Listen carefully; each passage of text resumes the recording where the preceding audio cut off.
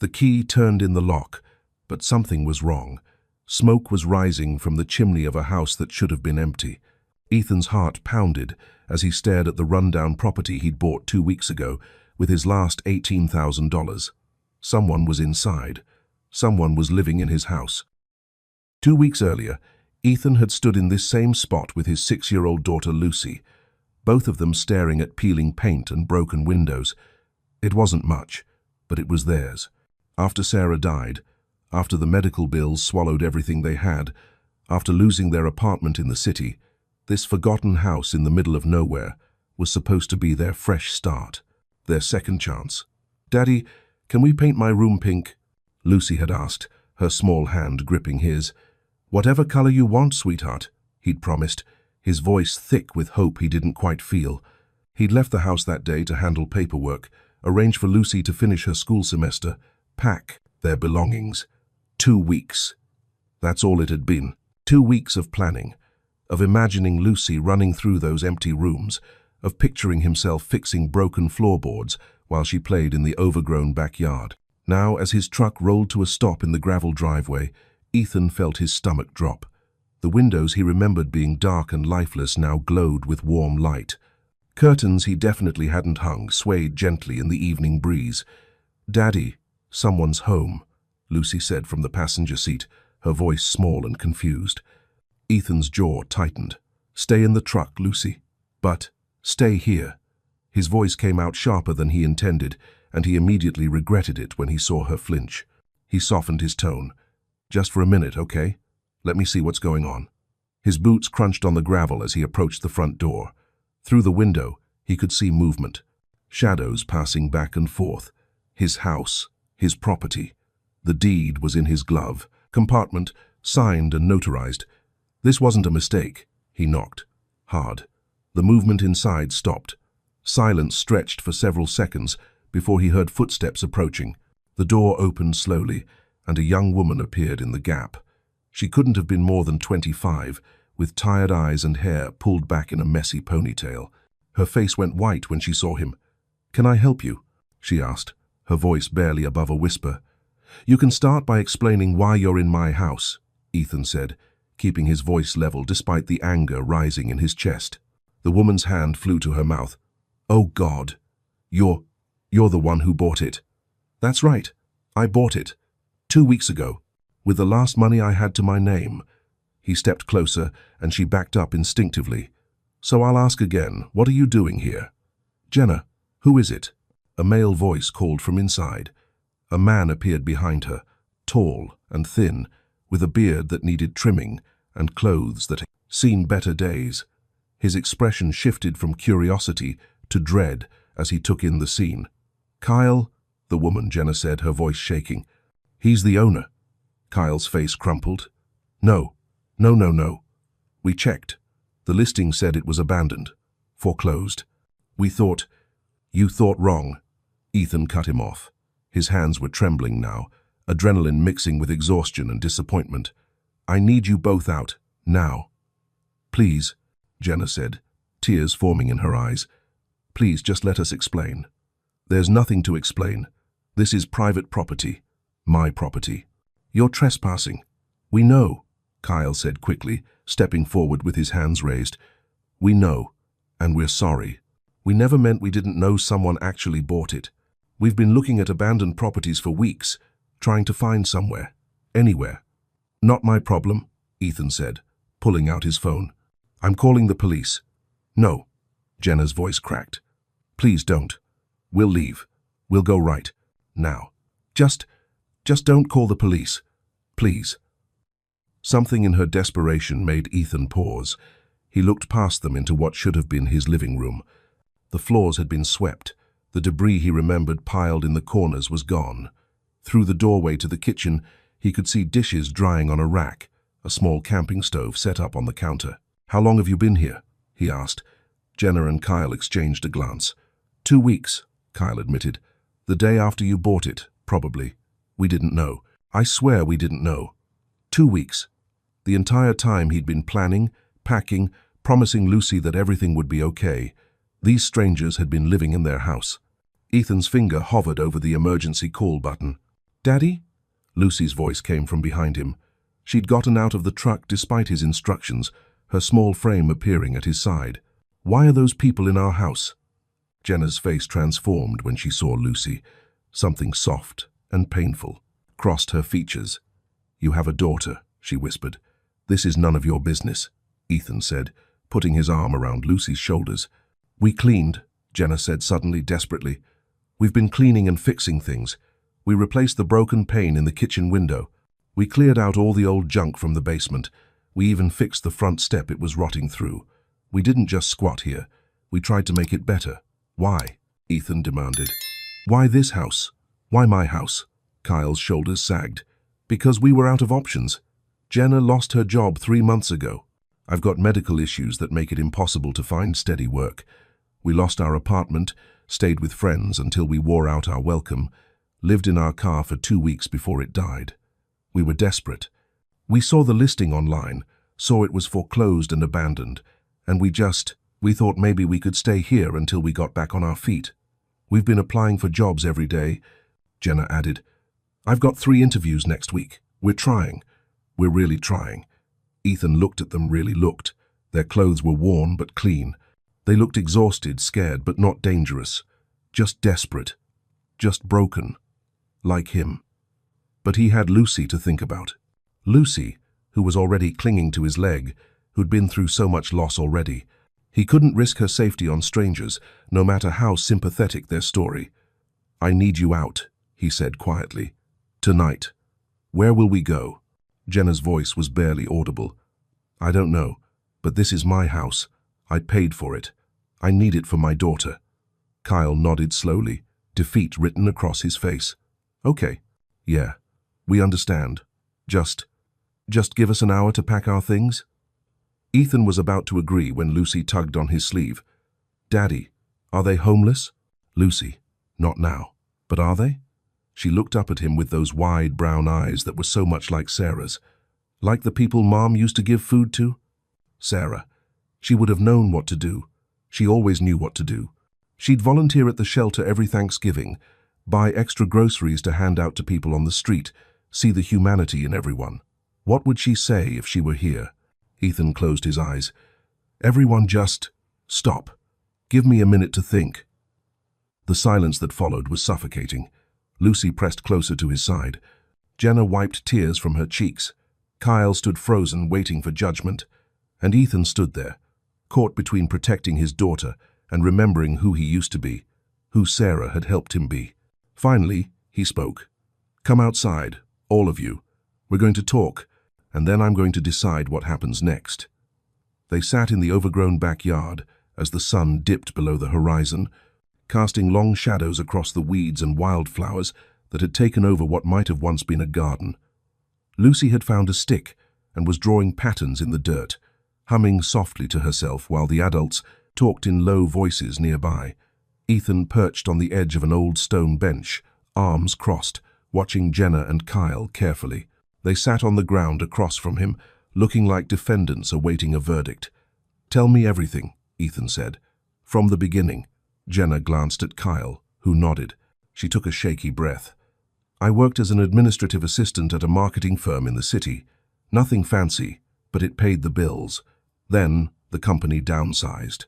Last in, first out." She laughed bitterly. "I'd been there 11 months. 1 more month, and I would have qualified for unemployment benefits. We tried to make it work on just my income," Kyle continued. "I was doing freelance graphic design, but then I started having seizures, epilepsy. Doctors ran 1,000,000 tests, put me on medication that made me so foggy I couldn't work. We burned through our savings paying for medical bills and rent. The eviction notice came 6 weeks ago," Jenna said quietly. "We stayed with my sister for 2 weeks, but she's got 3 kids in a 2-bedroom apartment. There just wasn't room. Then we tried Kyle's brother, but he's got his own problems," Kyle finished. "Addiction issues. Wasn't safe for Jenna to be there. So we lived in our car, a 2004 Honda Civic with a broken heater and a trunk that didn't close right." Ethan listened, his anger slowly transforming into something more complicated, something that felt uncomfortably like recognition. "We were parked outside a library one day, using their Wi-Fi to apply for jobs, Jenna continued. That's when Kyle found the listing for this place. It said foreclosed, abandoned for 2 years, no current owner listed. We drove out here and saw it was empty. The doors were unlocked. So we came inside, just to sleep somewhere that wasn't the car. Just for 1 night. But 1 night became 2, Kyle said, and then a week. We kept telling ourselves we'd leave as soon as we found something else, but everywhere we looked wanted first. Month, last month, and a security deposit. We barely had enough money for food. So you just decided to live here, Ethan said, his voice flat. We didn't just live here, Jenna said defensively. We worked, every single day. This place was a disaster when we found it. Broken glass everywhere, old furniture rotting in the corners, mold growing in the bathroom. We cleaned everything. We made repairs with whatever materials we could find or afford. We were trying to earn our keep, even if no one was around to see it. Lucy wandered over, holding a dandelion. She offered it to Jenna with a shy smile. Jenna took it gently, her eyes welling up again. Thank you, sweetheart, she whispered. It's beautiful. Do you have any kids? Lucy asked. Jenna's face crumpled. No, honey, we don't. Did you want some? Lucy, Ethan said sharply. That's enough questions. But Jenna shook her head. It's okay. She looked at Lucy with such tenderness it made Ethan's chest ache. We did want kids. We were trying for a baby when everything fell apart. But maybe it's good we don't have any right now.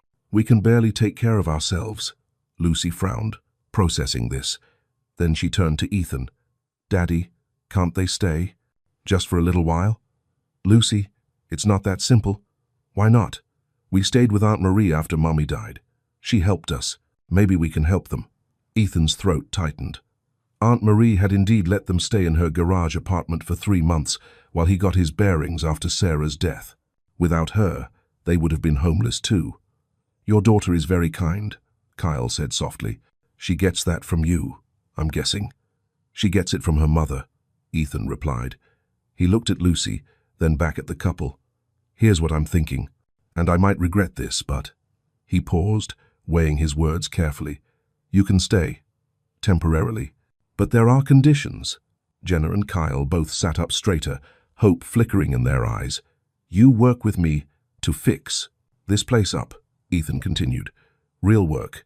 The roof needs patching, the plumbing is questionable, the electrical system probably isn't up to code. We make this house livable for everyone.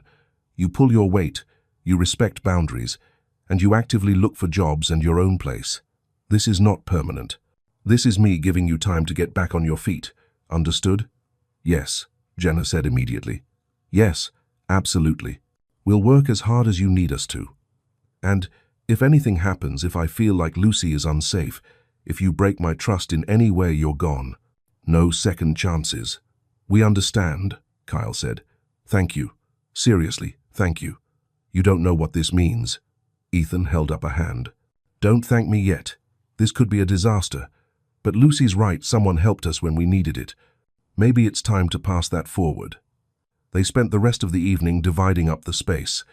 Ethan and Lucy would take the 2 bedrooms upstairs, while Jenna and Kyle would keep the small room on the first floor they'd already been using. They'd share the kitchen and bathroom, work together on repairs, and maintain a schedule so they weren't constantly in each other's way. That first night, after Lucy was asleep in her new room unpainted, but hers, Ethan lay awake on a sleeping bag on the bare floor of the master bedroom. Through the thin walls, he could hear Jenna and Kyle talking in low voices downstairs. Do you think he'll really let us stay? Jenna's voice drifted up. I don't know. Maybe. He seems like a good guy. Sad, though. Did you see how he looked when his daughter mentioned her mom? She died. Has to be recent. Yeah. Poor kid. Poor guy.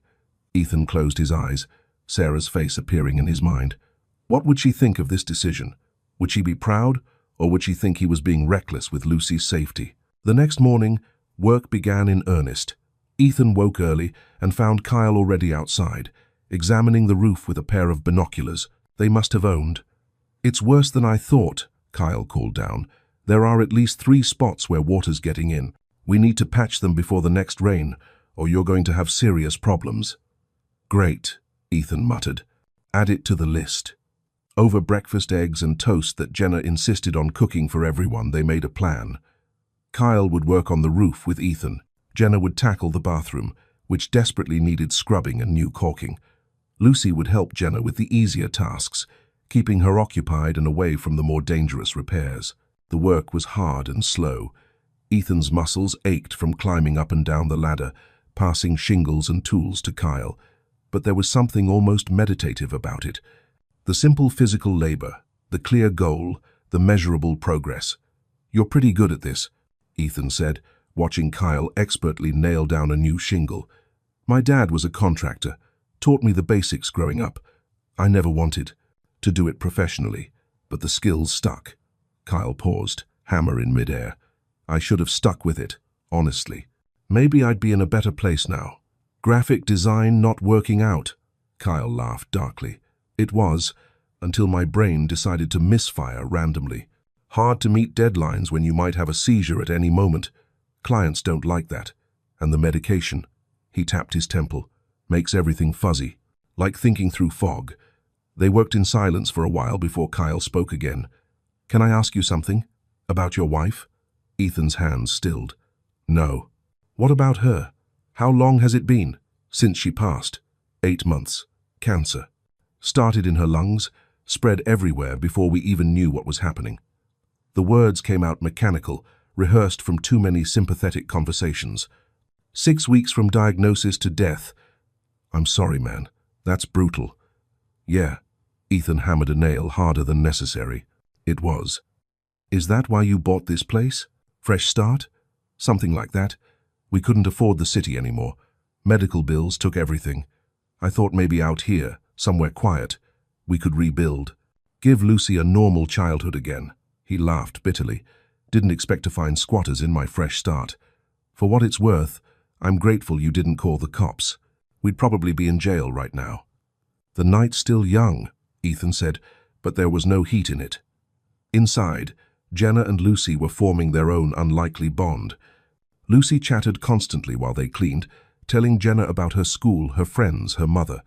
"Mommy used to make the best pancakes," Lucy said, scrubbing at a stubborn stain on the bathroom tile. "With chocolate chips in them. Daddy tries, but they're always lumpy." "Maybe I can show him my recipe," Jenna offered. "I used to work at a diner in college. I know a few tricks." "Really?" Lucy's face lit up. "Can we make them tomorrow?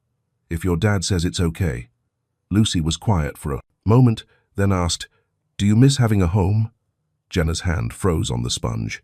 "Yeah, sweetie, I really do. We didn't have a home for a while either. After Mommy died, we stayed with different people. Daddy was sad all the time." Lucy looked up at Jenna with those two wise eyes. "Are you sad?" "Sometimes, but your daddy is giving us a chance to not be sad anymore. That's a really special thing." By the end of the week, the house was starting to look almost livable. The roof was patched, the bathroom sparkled, and they'd even managed to clear out the overgrown garden enough to reveal a small patio underneath. But tensions were rising too. Ethan was frustrated by how slowly things were progressing. Every repair revealed 2 more problems. The house was a money pit, and his savings were dwindling faster than he'd anticipated. One evening, he found Kyle in the kitchen, cooking dinner on their camping stove. The smell of garlic and herbs filled the air. "Where'd you get the ingredients?" Ethan asked, more sharply than he intended. Kyle looked up, defensive. "Jenna and I pooled what money we had left. Thought we'd contribute to meals since you're letting us stay." "I didn't ask you to do that." "We know, but we wanted to. We're not freeloaders, Ethan." "I never said you were. You didn't have to." Kyle turned back to the stove, stirring aggressively. "Look, I get it. You don't trust us. You think we're going to steal from you or hurt Lucy or something. But we're trying here. We're trying really damn hard." Ethan wanted to argue, but he couldn't. Because Kyle was right, he didn't fully trust them. He watched them constantly, checked that his valuables were still where he'd left them, kept Lucy close whenever they were around. It was exhausting, this constant vigilance. "I'm sorry," he said finally. "This is just new for me. I'm not used to depending on people." "Yeah, well, neither are we." Kyle's voice softened. "But sometimes you don't have a choice. That night, After dinner, which was actually delicious, they all sat on the patio together. Someone had found an old radio in the basement, and music played softly in the background. Lucy was teaching Jenna some dance moves, both of them giggling as they spun in circles.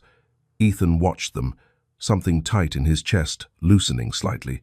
Maybe this could work. Maybe this strange, temporary family they'd formed could actually be something good.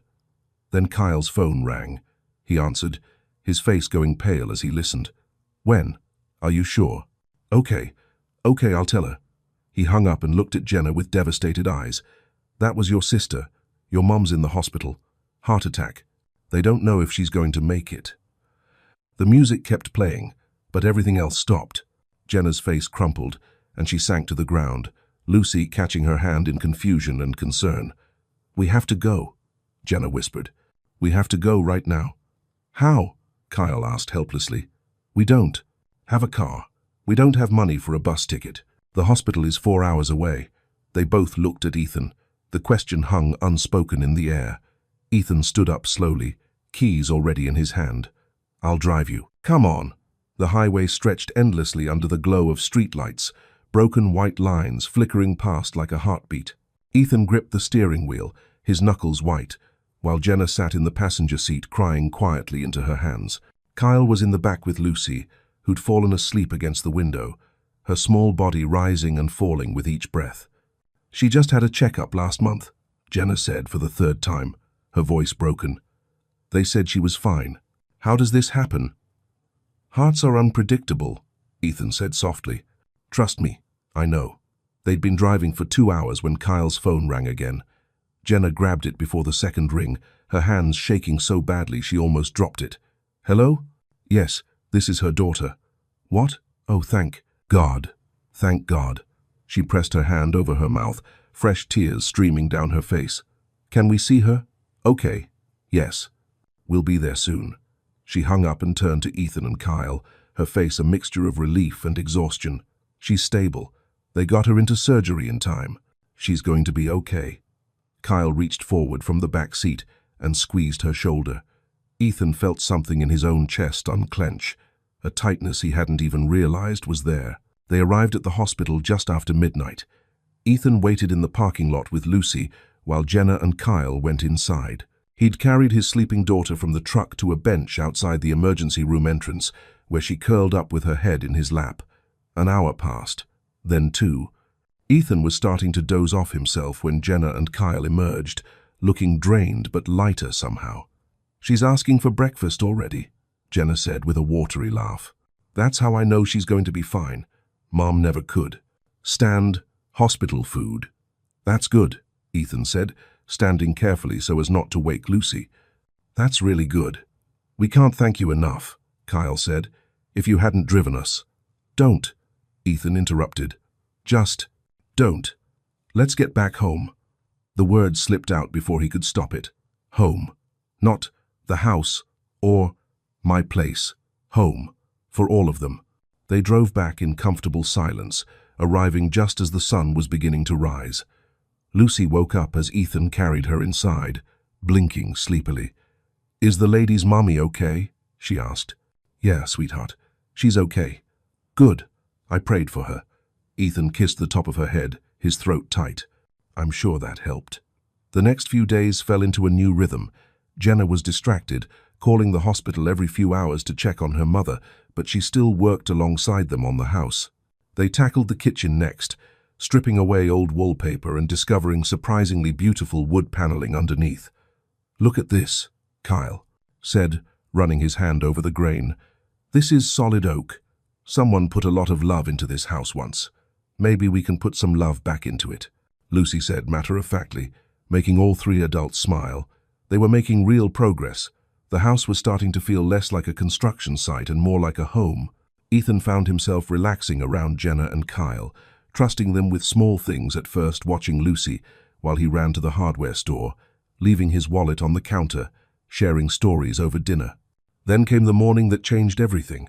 Ethan woke to the sound of rushing water, not the gentle sound of someone showering or running the sink. This was different, urgent, wrong.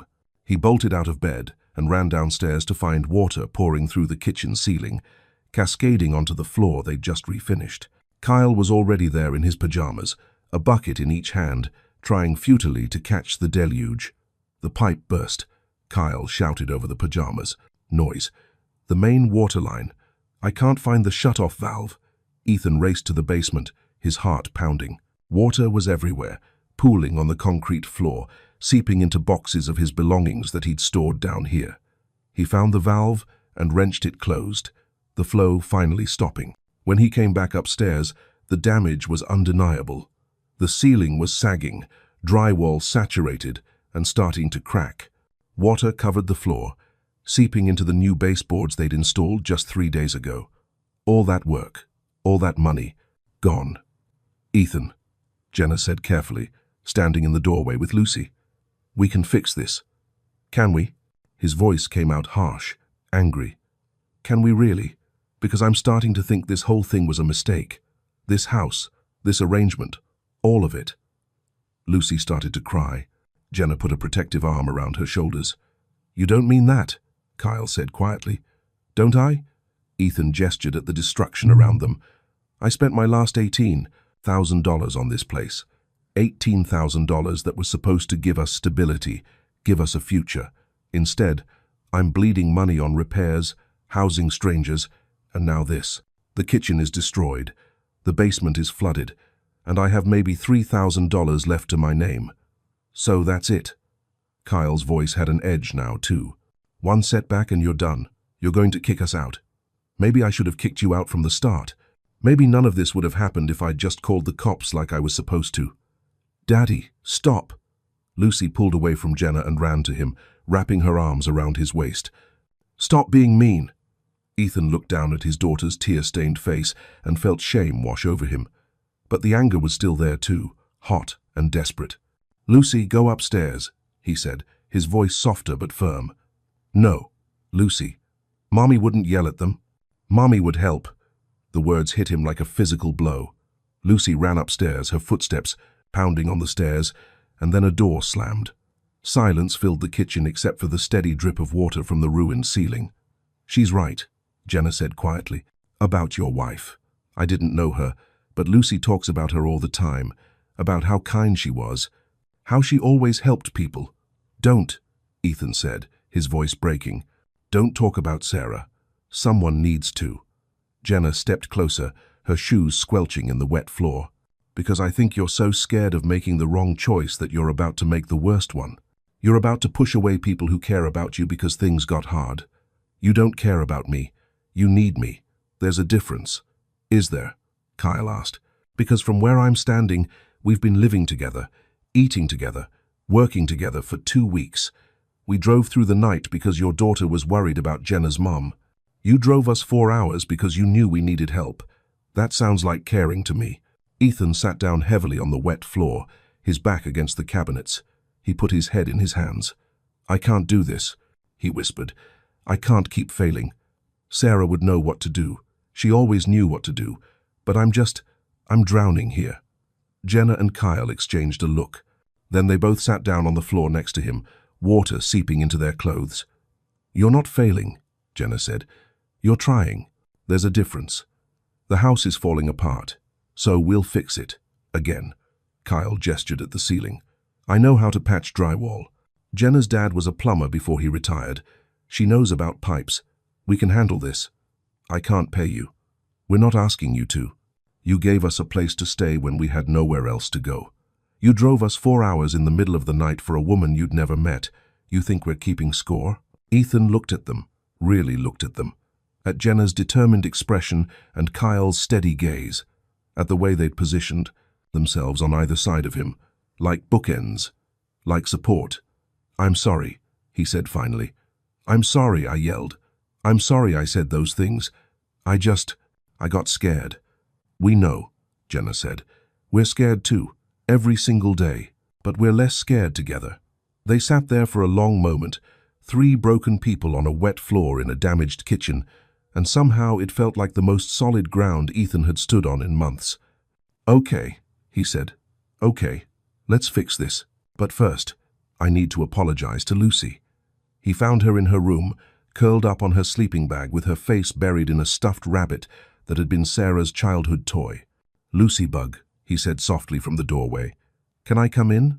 She didn't answer, but she didn't tell him to go away either. He sat down next to her and pulled her into his lap. "I'm sorry," he said. "I shouldn't have yelled. I was angry about the house, but I took it out on people who didn't deserve it." "They're nice," Lucy said, her voice muffled, against his chest. "They're helping us. Why were you so mean?" "Because I'm scared.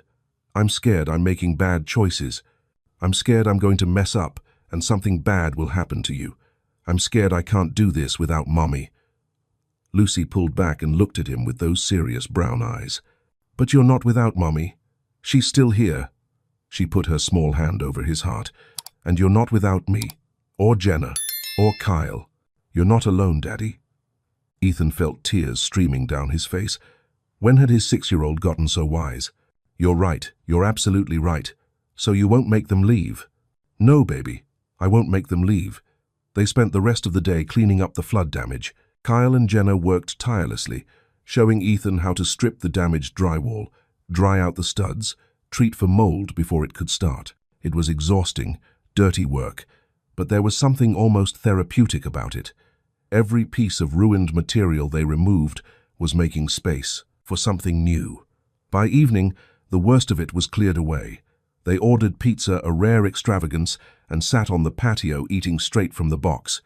"I got a call back today," Jenna said suddenly, "from one of the places I interviewed, the office manager position. They want me to start next week." Everyone froze. This was it, the moment they'd all known was coming, but hadn't wanted to think about. "That's amazing," Ethan said, and meant it. "Congratulations. It doesn't pay a lot," Jenna continued, "and we'll need to save up for a deposit on a place, but it's a start." "You can stay here," Ethan said, "as long as you need, until you have enough saved. No rush." Kyle looked at him, surprised. "You mean that?" "Yeah, I do. This arrangement, it's working. I don't want to mess with it until we have to." "What if we didn't have to?" Jenna asked quietly. "What if we made this permanent? Not like this exactly, but what if we found a way to make it work long-term?" Ethan considered this. The house was big enough. With the repairs they'd been making, it was starting to feel like a real home, and he couldn't deny that having help, having company had made everything easier. Lucy was happier than she'd been since Sarah died, and he was starting to remember what it felt like to not be alone. "Let's take it one day at a time," he said finally, "but I'm not opposed to the idea." Lucy threw her arms around both Jenna and Kyle. "You're staying. You're really staying." "For now, at least," Kyle said, ruffling her hair. "Your dad's not getting rid of us that easily." Over the next 2 weeks, they fell into a comfortable routine. Jenna started her new job and came home with stories about her co-workers and small victories. Kyle's medication was adjusted, and his seizures became less frequent. He picked up some freelance work again, slowly rebuilding his portfolio. Ethan found a part-time job at the local hardware store, using his employee discount to get materials for the house at cost. They finished the kitchen, installed proper plumbing, even painted Lucy's room the pink she'd been dreaming about. The house was transforming, and so were they. One evening, Ethan found himself sitting on the patio alone, watching the sun set over the overgrown field behind the house. He heard footsteps and turned to find Jenna holding 2 mugs of coffee. "Mind if I join you?" she asked. "Please." They sat in comfortable silence for a while before Jenna spoke. "I never properly thanked you. For everything. For not calling the police that first night. For driving us to the hospital. For giving us a chance when you had every reason not to." "You've thanked me plenty," Ethan said. "No, I mean it. You saved our lives. Kyle and I, we were at the end of our rope. We'd talked about just giving up. And then you showed up, and instead of kicking us out, you gave us hope again." Ethan swallowed hard. "You saved mine too, you know. Lucy and I, we were just existing. Going through the motions. But having you here, building something together, it reminded me that life can still be good. Different, but good." "Sarah would be proud of you," Jenna said softly. "I don't know about that. I almost screwed this whole thing up. But you didn't. That's what matters." Lucy came bursting out the back door, Kyle following behind her with a smile. "Daddy," Kyle taught me how to make paper airplanes. Look! She threw one into the air, and it sailed across the patio before landing in the grass. That's amazing, sweetheart. Can we have a paper airplane contest tomorrow? All of us? Sure, Ethan said, pulling her onto his lap. All of us. He looked around at this strange little family they'd created, born out of desperation and circumstance, but held together by something stronger. Choice. They were choosing each other, every single day. The house still needed work. There were electrical issues to address, windows to replace, a garden to reclaim. But they had time. They had each other. And for the first time since Sarah died, Ethan felt something that had been missing for so long. He felt home. 3 months later, the house was unrecognizable. Fresh paint covered the exterior. The garden bloomed with vegetables they'd planted together, and the porch had a swing where Lucy liked to read on sunny afternoons. Jenna and Kyle had saved enough for their own place, but when they'd brought it up, Lucy had cried. Ethan had surprised himself by admitting he didn't want them to go either. So they'd worked out a new arrangement. Jenna and Kyle would pay rent, modest but fair, and they'd continue sharing the house and responsibilities. It wasn't conventional, but it worked. One Saturday morning, Ethan woke to the smell of pancakes, real pancakes, made from Jenna's secret recipe. He came downstairs to find the kitchen full of laughter. Lucy was helping Kyle flip pancakes while Jenna set the table, and for just a moment, Ethan could almost... I feel Sarah there too, smiling at the family he'd managed to build from the ruins. Morning, sleepyhead, Jenna said. We made your favorite chocolate chip. They're not lumpy this time, Lucy announced proudly. Ethan sat down at the table they'd refinished together, surrounded by people who'd started as strangers and become something more. Something essential. Thank you, he said softly. For what? Kyle asked. For not leaving when I gave you the chance. For staying. For this. Jenna reached across the table and squeezed his hand. Thank you for letting us. After breakfast, they all went outside to work on the final project, building a small memorial garden for Sarah in the corner of the yard. They'd chosen her favorite flowers, installed a bench Ethan had made in the garage, and placed a small stone with her name and dates. Lucy placed a drawing she'd made on the bench, Sarah surrounded by all of them, including Jenna and Kyle. Is it okay that they're in the picture with Mummy? Lucy asked Ethan quietly. He looked at the drawing, at the smiling faces and held hands, and felt his eyes burn with tears. Yeah, Bug. I think Mummy would love that. As they stood there together, in the garden they'd built, in the house they'd saved, Ethan realized something. He'd bought this place hoping for a fresh start, a foundation to rebuild his life. What he'd gotten was so much more than that. He'd gotten a family. Not the one he'd planned for, not the one he'd imagined, but a family nonetheless built from broken pieces, held together by compassion and strengthened by the simple choice to not give up on each other. The house behind them stood solid and warm, smoke rising from the chimney, the windows glowing with light, and Ethan knew that no matter what challenges came next, they would face them together. Because that's what families do. If you've been touched by this story of second chances and unexpected family, we'd love to hear from you. Share your own story of compassion in the comments below. Have you ever helped a stranger or been helped when you needed it most? And if this story resonated with you, please hit that subscribe button for Soul Story. We bring you real stories about real people finding hope in the most unexpected places. Like this video if it moved you, and share it with someone who needs a reminder that sometimes the best things in life come from the chances we take on each other. Because at the end of the day, we're all just looking for somewhere to call home.